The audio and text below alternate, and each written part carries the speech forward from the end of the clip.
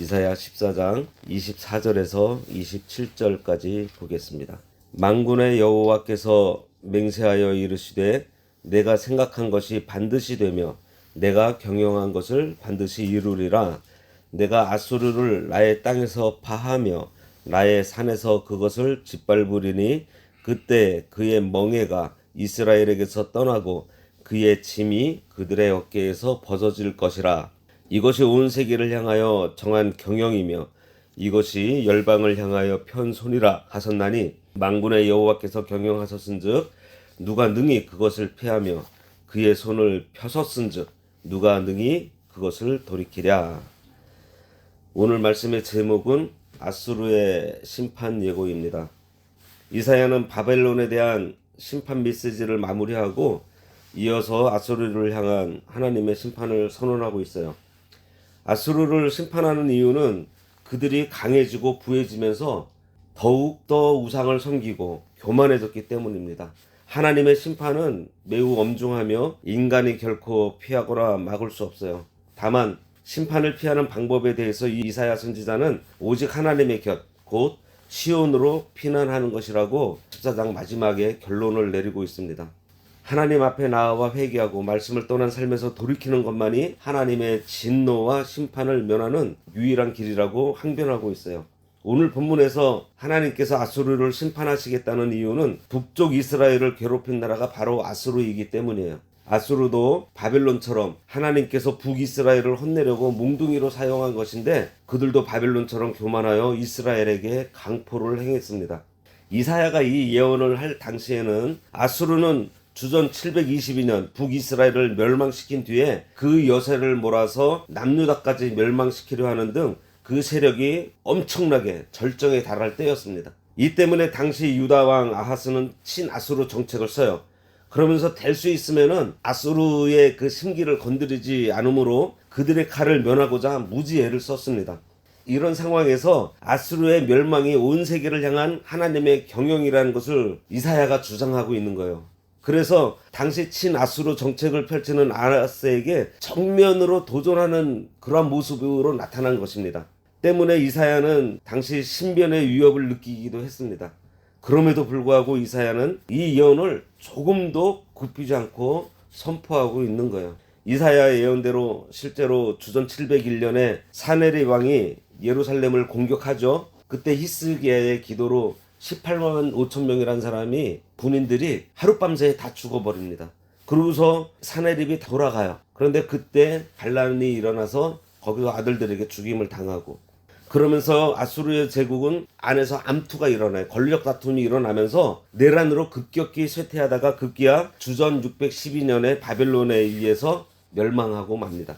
24절에 보면 만군의 여호와께서 맹세하여 이르시되 내가 생각한 것이 반드시 되며 내가 경영한 것을 반드시 이루리라. 하나님께서 말씀하실 때 자신의 명칭을 여러 가지로 표현하시는데요.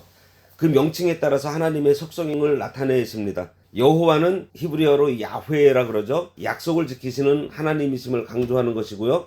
하나님은 엘로힘입니다. 이것은 하나님의 전능하심, 하나님의 능력을 강조하고 있다고 보시면 돼요. 그런데 오늘 본문에서 만군이라는 이것은 하나님의 권능이 크셔서 모든 세상을 다스리시는 분이라는 의미에서 하나님의 통치에 대해서 얘기를 하고 있는 거예요.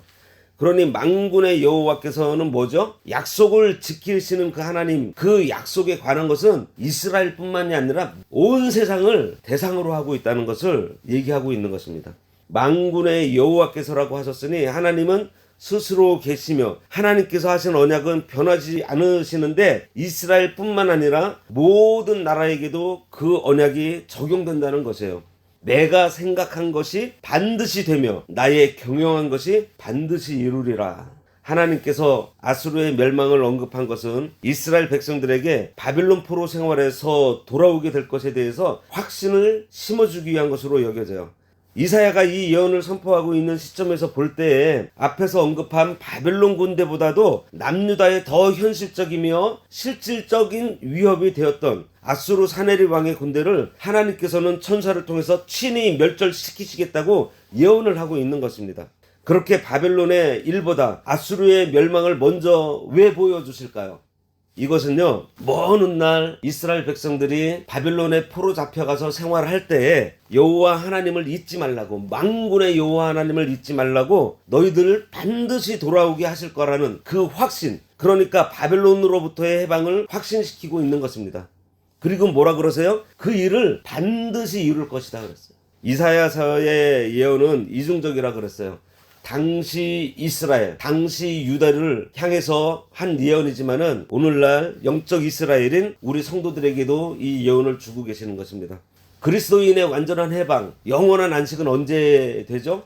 예수님 재림하실 때 옵니다. 그 일을 어떻게 하신다고요? 반드시 이루리라. 25절에 내가 아수르를 나의 땅에서 피하며 나의 산에서 그것을 짓밟으리니 그때 그의 멍에가 이스라엘에게서 떠나고 그의 짐이 그들의 어깨에서 벗어질 것이라. 앞절에서 언급한 하나님의 강한 의지에 대한 보다 구체적인 묘사입니다. 남유다를 억압하고 괴롭혔던 아수르를 하나님께서 직접 짓밟아 벌하심으로써 남유다 백성들을 구원하시겠다는 선언이에요. 이 예언은 히스기야 왕이 회개함으로 하나님께서 천사를 보내어 사내립 군대를 멸하심으로 성취가 됩니다. 아수르가 하나님의 백성을 괴롭히지만 하나님의 백성이 회개할 때 그 모든 괴로움을 벗겨주셨어요. 26절에 이것이 온 세계를 향하여 정한 경영이며 이것이 열방을 향하여 편선이라 하셨나니, 이것이 온 세계를 향하여 정한 경영이라 그랬습니다. 이 말씀은 아수르에 대한 간섭을 통해서 온 세상에 대한 하나님의 경영, 곧 경륜으로 이해하므로 하나님께서 온 세계의 통치자라는 것을 이사야는 지금 강변하고 있는 거예요. 비록 아수르의 멸망에 고대 근동에 극한된 일개의 민족의 흥망과 관련된 일이지만 여기서 이사야는 전 세계를 다스리시는 하나님의 경륜과 하나님의 그 섭리의 어떠한 한 과정으로 지금 보고 있는 것입니다. 그래서 이 말씀은 주변의 강대국에 의해 국가 존립의 위기에 처해 있는 이스라엘 백성들에게 세계의 주인 되신 여호와만 의지하라고 얘기하고 있는 거예요. 이 일은 아수르 한 나라만을 향하신 것이 아니라 세계 어느 나라든지 하나님의 백성을 건드리는 사람이든지 나라든지 다 아수르같이 될 거라는 하나님의 선포인 거예요. 편손이라 그랬습니다. 이것은 하나님의 능력이 나타났다는 것입니다.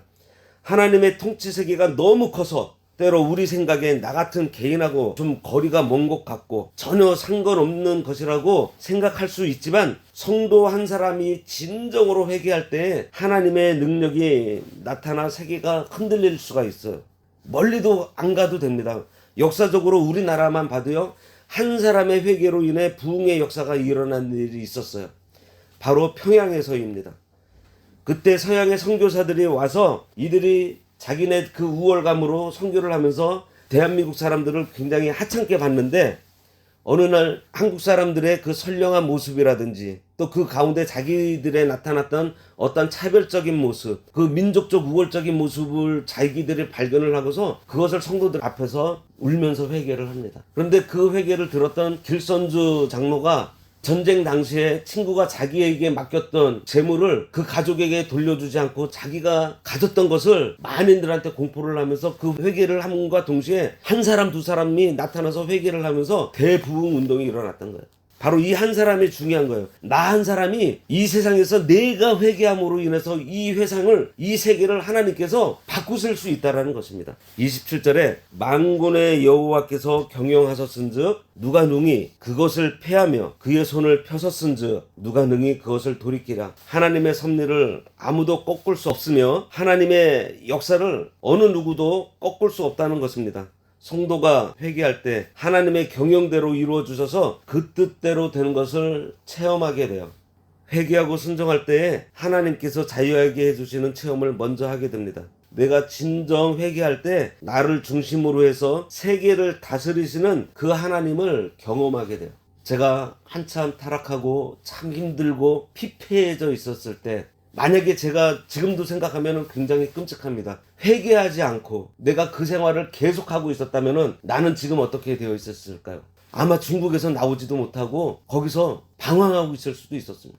하지만 하나님 앞에 나와 회개를 했을 때 하나님께서 저를 하나님의 사랑을, 이 복음을 증거하는 자로 세워주시고 그 일을 위해서 늘 기도하며 소망을 가지고 사는 사람으로 변화시켜 주셨어요. 하나님께서 나에게 주신 이 사명을 통해서 나의 한마디 한마디를 통해서 만천하보다도 귀한 한 생명이 살아날 수 있는 그런 일을 저에게 맡기셨다는 것입니다. 이러한 하나님의 예정과 경륜은 반드시 이루어지면서요, 아무도 그것을 막을 자가 없어요.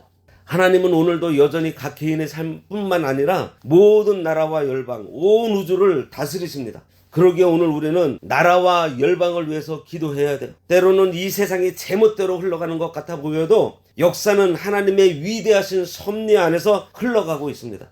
우리는 믿음의 눈으로 이 사실을 바라보며 늘 고백하며 살아가야 합니다. 앞에서 본 대로 유다가 바벨론으로 포로 잡혀가서 70년이란 긴 세월 동안 고생을 하였는데 그 중에서 다니엘과 그의 세 친구들 모르드게와 에스더와 같은 남은 자들은 민족의 죄를 자기의 죄로 여겨서 회개하며 하나님 앞으로 돌아왔어요.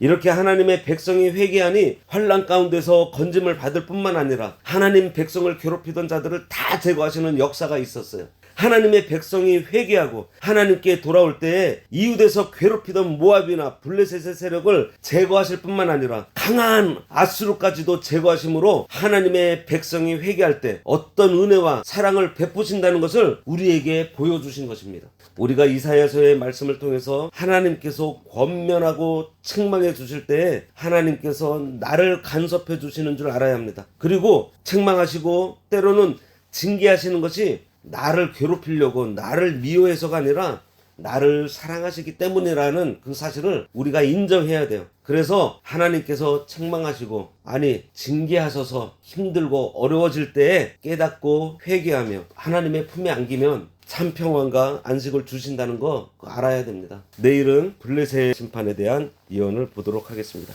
기도하겠습니다. 하나님 아버지, 은혜를 감사합니다. 하나님께서 우리 이스라엘을 사랑해 주셔서, 우리 성도를 사랑해 주셔서 성도를 대적하는 자들을 심판하여 주신다고 하셨고, 또 그들이 심판받는 모습을 통해서 저희들 또한 교만하고 강포하지 말라는 교훈을 해주실 때 저희들이 늘 겸손할 수 있도록 하여 주시고 온유할 수 있도록 저희들을 붙들어 주시옵소서. 저희들 너무 연약해서 날마다 범죄하며 날마다 자기 길로 나아가지만 하나님께서 회개하는 심령을 찾으신다고 하셨사오니 저희가 늘 회개함으로 깨끗해져서 하나님과 가까이 할 수 있는 저희들 되도록 인도하여 주시옵소서.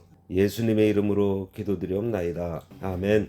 하늘에 계신 우리 아버지여, 이름이 거룩히 여김을 받으시오며 나라가 임하시오며 뜻이 하늘에서 이루어진 것 같이 땅에서도 이루어지이다. 오늘날 우리에게 일용할 양식을 주옵시고 우리가 우리에게 죄 지은 자를 사하여 준 것 같이 우리 죄를 사하여 주옵시고 우리를 시험에 들게 하지 마옵시고 다만 악에서 구하옵소서. 대개 나라와 권세와 영광이 아버지께 영원히 있사옵나이다. 아멘.